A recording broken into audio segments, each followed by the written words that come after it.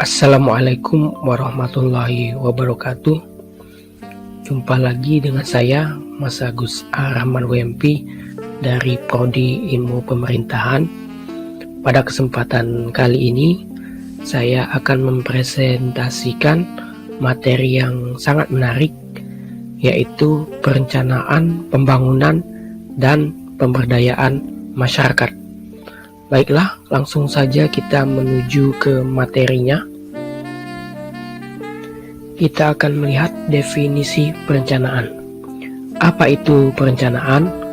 Menurut Undang-Undang Nomor 25 Tahun 2004 tentang Sistem Perencanaan Pembangunan Nasional, perencanaan didefinisikan sebagai suatu proses untuk menentukan tindakan masa depan yang tepat melalui urutan pilihan dengan mempertimbangkan sumber daya yang ada. Di dalam suatu perencanaan, ada rangkaian kegiatan yang meliputi persiapan, pemilihan alternatif, dan pelaksanaan yang tentunya dilakukan secara logis dan sistematik, sehingga kemungkinan-kemungkinan yang timbul itu dapat diperkirakan dan diantisipasi.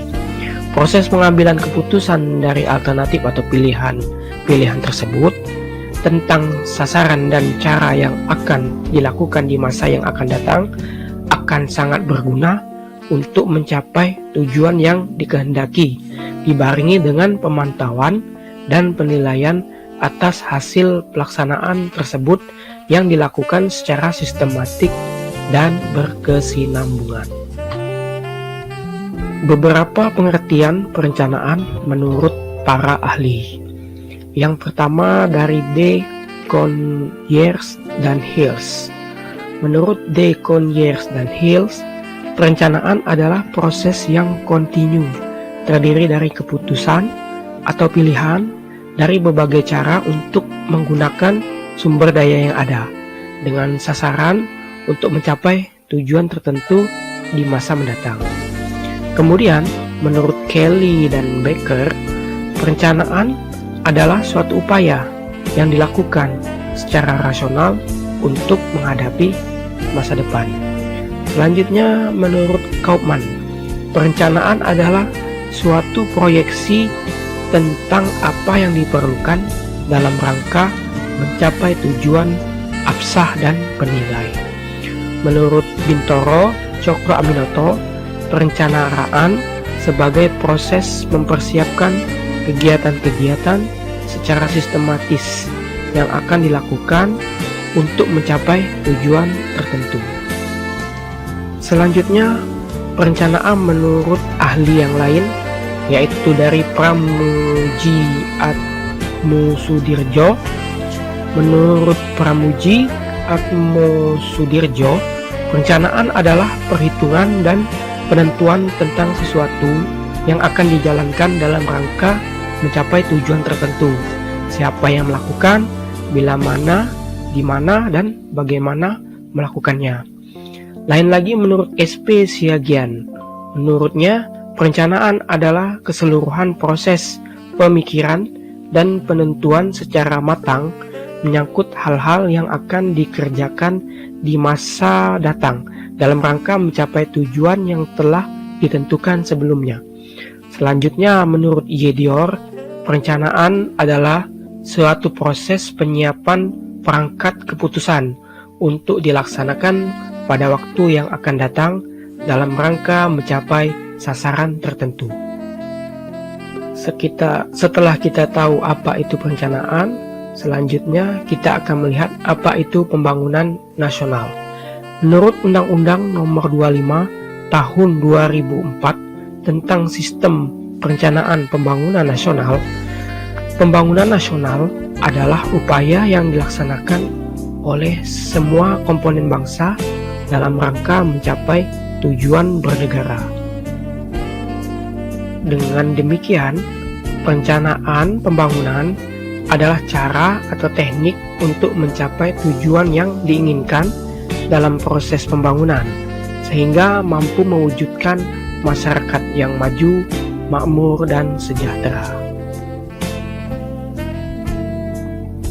Selanjutnya kita akan melihat berdasarkan jangka waktunya, perencanaan pembangunan dibagi menjadi 3 jenis, yaitu yang pertama, perencanaan jangka panjang, yang kedua, perencanaan jangka menengah, dan yang ketiga, perencanaan jangka pendek. Perencanaan jangka panjang biasanya mencakup jangka waktu 10-25 tahun.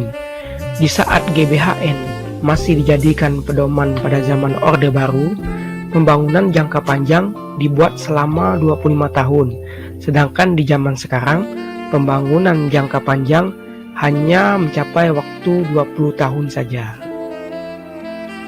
Perencanaan jangka menengah biasanya mencakup waktu 4-5 tahun, di mana jangka waktu 4-5 tahun ini adalah jangka waktu presiden atau kepala daerah memerintah. Perencanaan jangka menengah pada dasarnya merupakan penjabaran dari perencanaan jangka panjang, sehingga bersifat lebih operasional. Perencanaan jangka menengah juga memuat sasaran dan target pembangunan, sehingga lebih mudah untuk dilakukan monitoring dan evaluasi. Perencanaan jangka pendek biasanya mencakup 1 tahun saja, seringkali dinamakan sebagai rencana tahunan. Rencana ini pada dasarnya adalah merupakan jabaran dari rencana jangka menengah.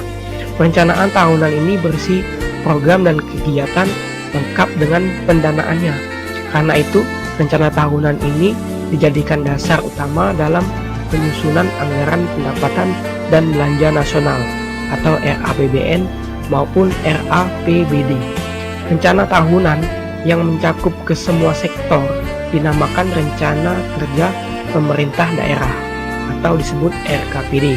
Sedangkan khusus untuk suatu sektor atau suatu bidang atau OPD dinamakan Rencana Kerja Satuan Kerja Perangkat Daerah atau disebut Renja SKPD, yang merupakan penjabaran dari rencana strategis atau Renstra SKPD.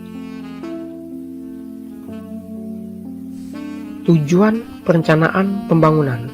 Tujuan perencanaan pembangunan ini sendiri ada 5. Yang pertama, mendukung koordinasi antar pelaku pembangunan. Yang kedua, menjamin terciptanya integrasi, sinkronisasi, dan sinergi baik antar daerah, antar ruang, waktu, antar fungsi pemerintah, maupun antara pusat dan daerah. Yang ketiga, menjamin keterkaitan dan konsistensi antara perencanaan, penganggaran, pelaksanaan, dan pengawasan. Selanjutnya, mengoptimalkan partisipasi masyarakat. Kemudian yang kelima, menjamin tercapainya penggunaan sumber daya secara efektif, efisien, berkeadilan, dan berkelanjutan. Selanjutnya kita akan melihat tahapan perencanaan pembangunan. Tahapan perencanaan pembangunan ini ada 4. Yang pertama, tahap penyusunan rencana. Yang kedua, tahap penetapan rencana. Yang ketiga, tahap pengendalian pelaksanaan rencana. Dan yang terakhir, tahap evaluasi keberhasilan pelaksanaan rencana. Tahap penyusunan rencana. Penyusunan rencana ini secara formal dibuat oleh Badan Perencana, yaitu Bappenas untuk tingkat nasional dan Bapelitbangda untuk tingkat daerah. Bila penyusunan rencana dilakukan dengan menggunakan pendekatan partisipatif, maka sebelum disusun, terlebih dahulu dilakukan penjaringan aspirasi dan keinginan masyarakat tentang visi, misi, serta arah pembangunan. Dari hasil itu, maka tim penyusunan sudah bisa memulai menyusun rancangan awal. Lalu rancangan tersebut dibahas dalam musyawarah perencanaan pembangunan atau musrenbang untuk menerima tanggapan dari berbagai pihak seperti dari tokoh masyarakat, dari alim ulama, cerdik pandai, dan lain-lain. Tahapan yang kedua, tahap penetapan rencana. Sesuai dengan ketentuan, rencana pembangunan jangka panjang atau RPJP harus mendapat pengesahan dari DPRD setempat.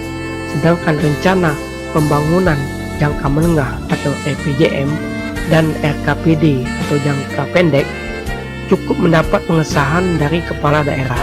Pada tahap ini, kegiatan utama Badan Perencana adalah melakukan proses untuk mendapatkan pengesahan tersebut. Tahapan yang ketiga, tahap pengendalian pelaksanaan rencana. Setelah rencana pembangunan tadi ditetapkan, maka dimulai proses pelaksanaan rencana oleh pihak eksekutif melalui SKPD terkait. Sesuai dengan ketentuan undang-undang, perencana masih dapat melakukan pengendalian pelaksanaan rencana bersama SKPD bersangkutan. Tahapan yang keempat, tahapan evaluasi keberhasilan pelaksanaan rencana. Setelah pelaksanaan kegiatan selesai, Badan Perencana masih harus melakukan evaluasi terhadap kinerja kegiatan pembangunan tersebut. Sasaran utama kegiatan evaluasi ini adalah untuk mengetahui apakah kegiatan dan objek pembangunan yang telah selesai tersebut dapat dimanfaatkan oleh masyarakat atau tidak.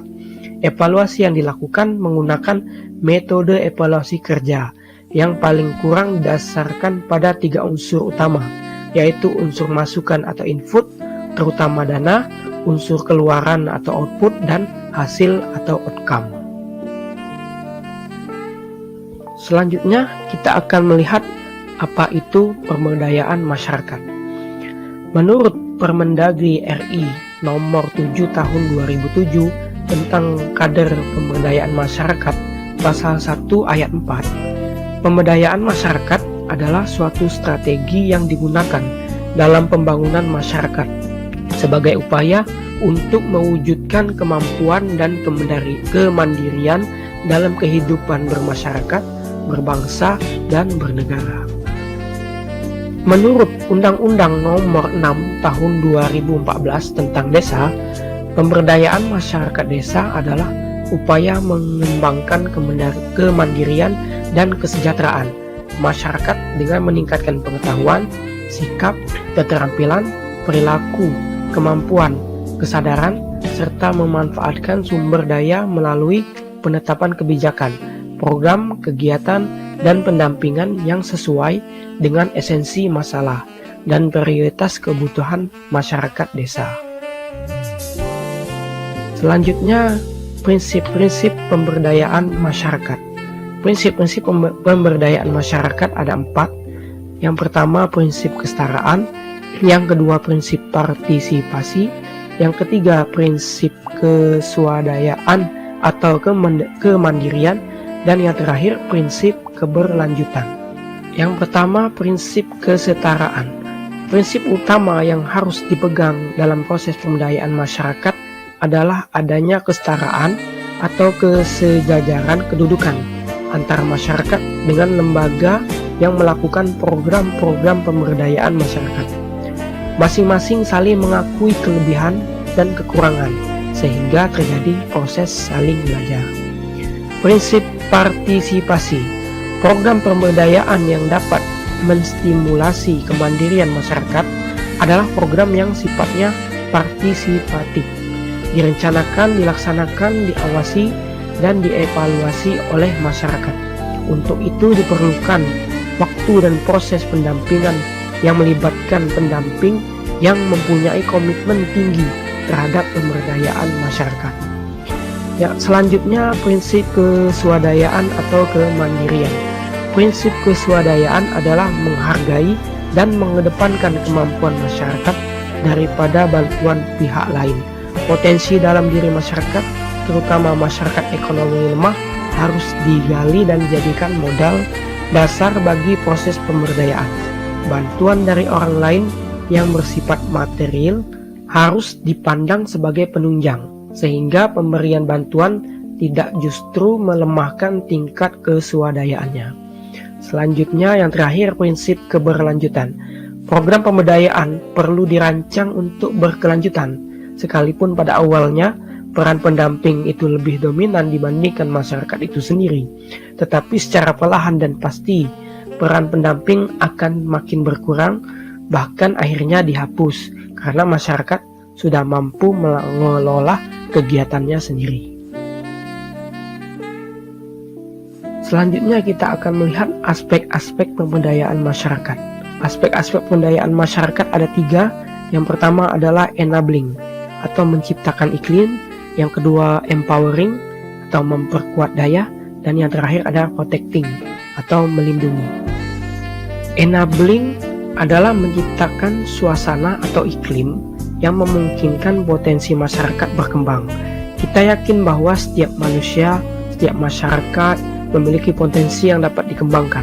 Pemberdayaan adalah upaya untuk membangun daya itu dengan cara mendorong, encourage, memotivasi, dan membangkitkan kesadaran atau awareness akan potensi yang dimilikinya serta berupaya untuk mengembangkannya.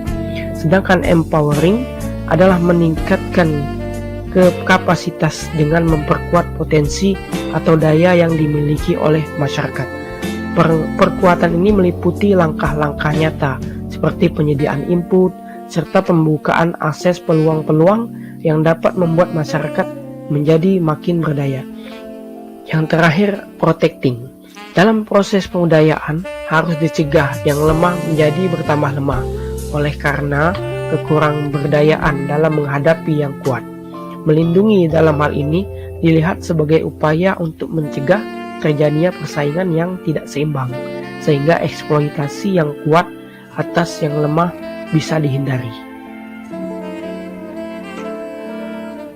Selanjutnya kita akan melihat tujuan pemberdayaan masyarakat. Tujuan pemberdayaan masyarakat ada 6. Yang pertama, perbaikan kelembagaan atau better institution. Yang kedua, perbaikan usaha atau better business. Yang ketiga, perbaikan pendapatan atau better income. Yang keempat, perbaikan lingkungan atau better environment. Yang kelima, perbaikan kehidupan atau better living. Dan yang terakhir, perbaikan masyarakat atau better community. Perbaikan kelembagaan atau better institution. Dengan perbaikan kegiatan diharapkan akan memperbaiki kelembagaan, termasuk pengembangan jaringan kemitraan usaha. Perbaikan usaha atau better business apabila dilakukan usaha perbaikan pendidikan atau semangat belajar, perbaikan akses bisnis, kegiatan dan perbaikan kelembagaan diharapkan akan memperbaiki bisnis yang ada. Perbaikan pendapatan atau better income, dengan terjadinya perbaikan bisnis yang dilakukan diharapkan akan memperbaiki pendapatan yang diperolehnya, termasuk pendapatan keluarga dan masyarakat.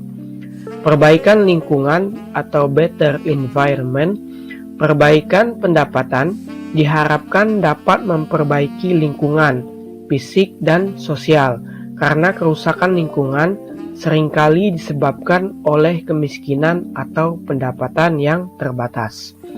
Perbaikan kehidupan atau better living, tingkat pendapatan dan keadilan lingkungan yang membaik diharapkan dapat memperbaiki keadaan kehidupan setiap keluarga dan masyarakat.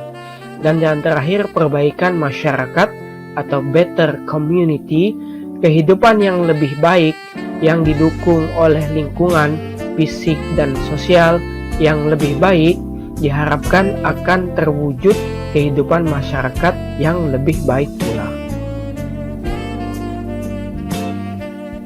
Berikutnya, strategi pemberdayaan masyarakat. Strategi pemberdayaan masyarakat ini ada 3. Yang pertama, strategi tradisional. Yang kedua, strategi direct action. Dan yang ketiga, strategi transformatif. Strategi tradisional. Dalam strategi ini, masyarakat tahu dan bisa memilih kepentingan terbaik mereka secara bebas. Dengan kata lain, semua pihak bebas menentukan kepentingan bagi kehidupan mereka sendiri dan tidak ada pihak lain yang mengganggu kebebasan setiap pihak. Yang kedua, strategi direct action. Strategi ini membutuhkan dominasi kepentingan. yang dihormati oleh semua pihak yang terlibat, dipandang dari sudut perubahan apapun. Pada strategi ini, ada pihak yang sangat berpengaruh dalam membuat keputusan. Dan yang terakhir, strategi transformatif. Strategi ini menunjukkan bahwa pendidikan luas jangka panjang dibutuhkan sebelum pengidentifikasian kepentingan sendiri. Kemudian tahapan pemberdayaan masyarakat. Tahapan pemberdayaan masyarakat ini ada 7 tahapan. Yang pertama, tahap persiapan. Yang kedua, tahap pengkajian atau assessment. Yang ketiga, tahap perencanaan alternatif program atau kegiatan. Yang keempat, tahap performalisasi rencana aksi. Yang kelima, tahap pelaksanaan atau implementasi program atau kegiatan. Yang keenam, tahap evaluasi. Dan yang terakhir, tahap terminasi. Yang pertama, tahap persiapan. Pada tahap ini, ada 2 tahapan yang harus dikerjakan. Yang pertama, penyiapan petugas, yaitu tenaga pemberdayaan masyarakat yang bisa dilakukan oleh community worker. Dan yang kedua, penyiapan lapangan yang diusahakan secara non-direktif. Kemudian tahapan pengkajian atau assessment. Pada tahapan ini, proses pengkajian dilakukan secara individual melalui kelompok-kelompok dalam masyarakat. Dalam hal ini, petugas harus berusaha mengidentifikasi kebutuhan yang dirasakan atau feel needs dan sumber daya yang dimiliki klien. Yang ketiga, tahap perencanaan alternatif program atau kegiatan.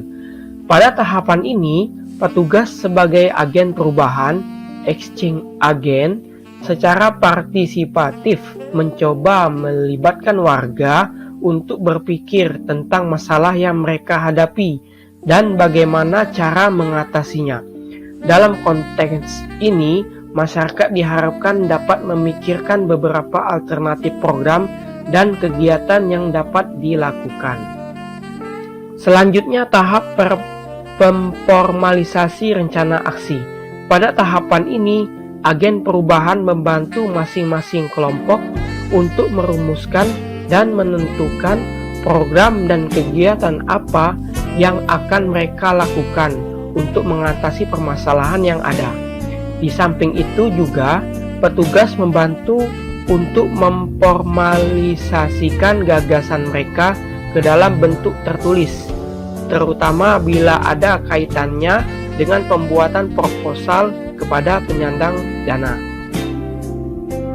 Selanjutnya, tahapan pelaksanaan atau implementasi program atau kegiatan. Dalam upaya pelaksanaan program pemberdayaan masyarakat, peran masyarakat sebagai kader diharapkan dapat menjaga keberlangsungan program yang telah dikembangkan.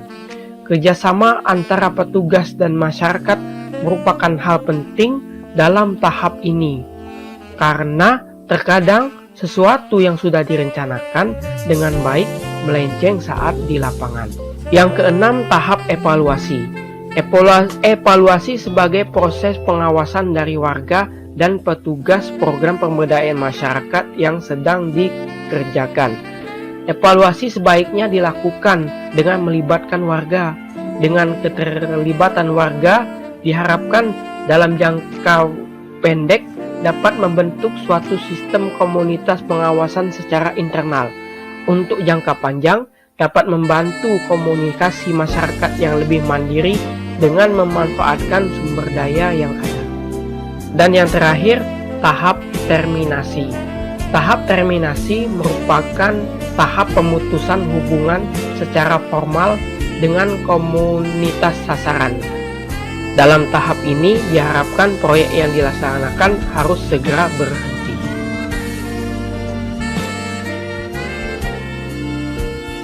Kemudian kita akan melihat pentingnya pemberdayaan masyarakat. Pemberdayaan masyarakat itu sangat penting karena setiap daerah mempunyai tingkat kesejahteraan yang berbeda-beda. Masyarakat yang tingkat kesejahteraannya tinggi, tingkat keberdayaan atau kemandiriannya juga tinggi. Begitu juga sebaliknya, Masyarakat yang tingkat kesejahteraannya rendah, tingkat keberdayaan atau kemandiriannya juga rendah.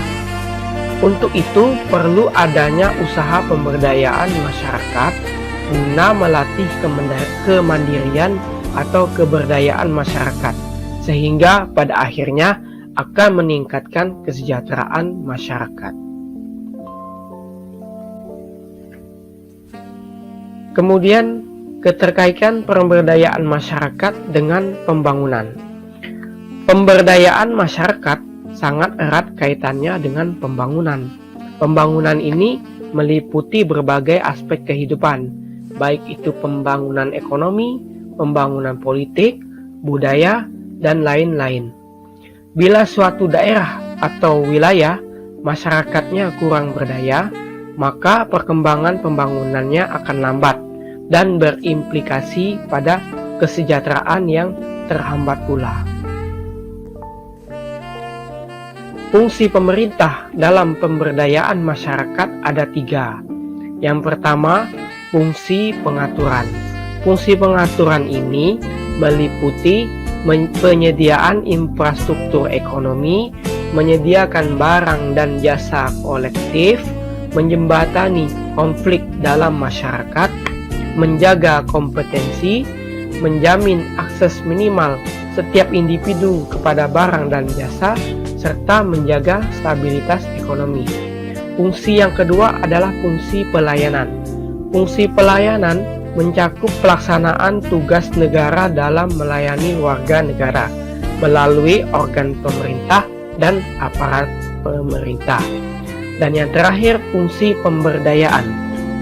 Fungsi pemerintah dalam menetapkan kebijakan program pemberdayaan masyarakat sangat menentukan keberhasilan implementasi pemberdayaan masyarakat. Selanjutnya kita akan melihat beberapa pemberdayaan yang dilakukan pemerintah.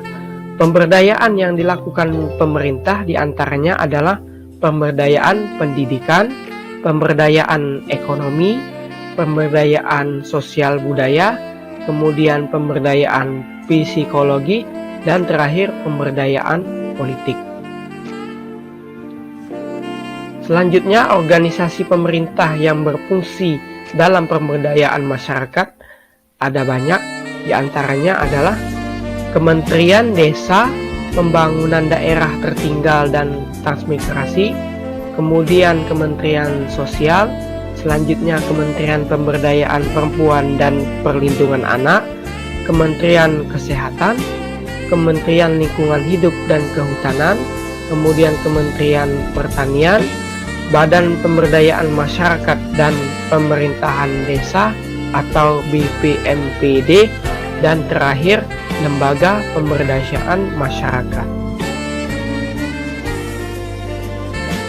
Contoh-contoh pemberdayaan masyarakat yang bisa kita lihat di masyarakat antara lain, yang pertama, pelayanan terpadu atau posyandu.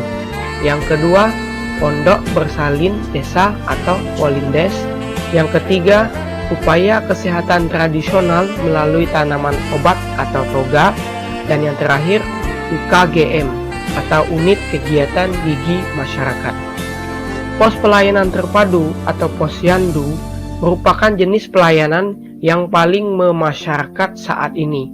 Gerakan posyandu ini dimulai secara nasional sejak tahun 1982 dan menjadi populer di lingkungan desa dan RW di seluruh Indonesia.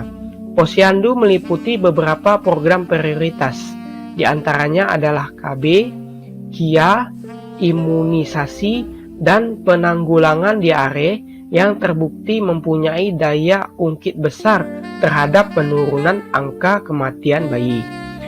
Kemudian pondok bersalin desa atau polindes merupakan salah satu peran serta masyarakat dalam menyediakan tempat pertolongan persalinan, pelayanan dan kesehatan ibu serta kesehatan anak.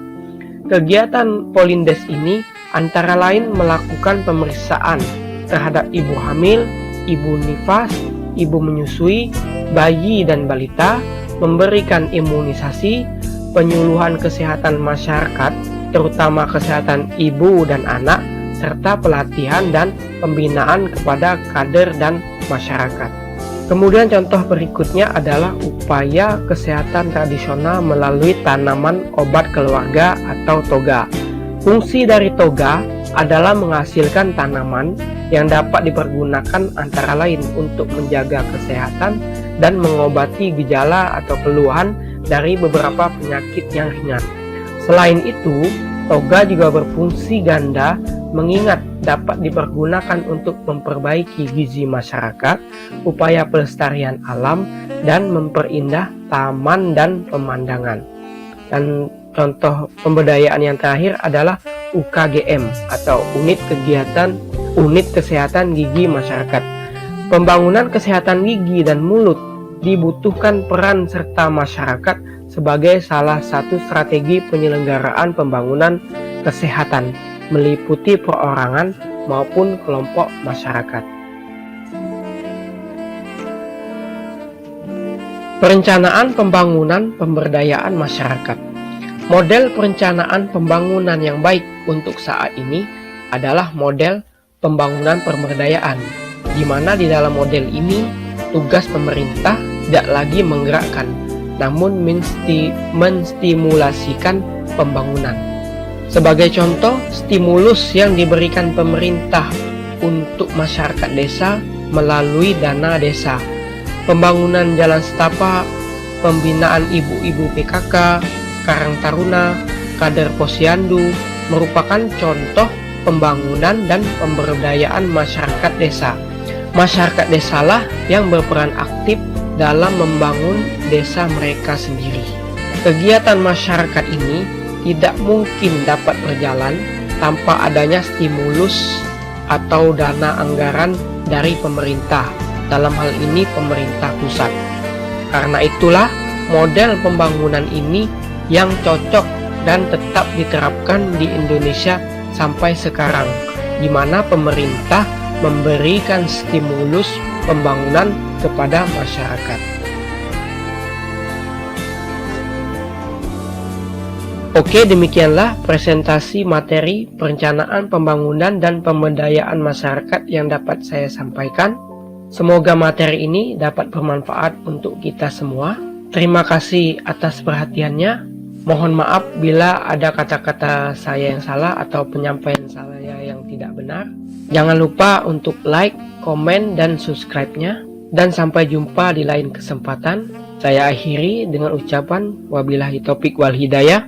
Wassalamualaikum warahmatullahi wabarakatuh.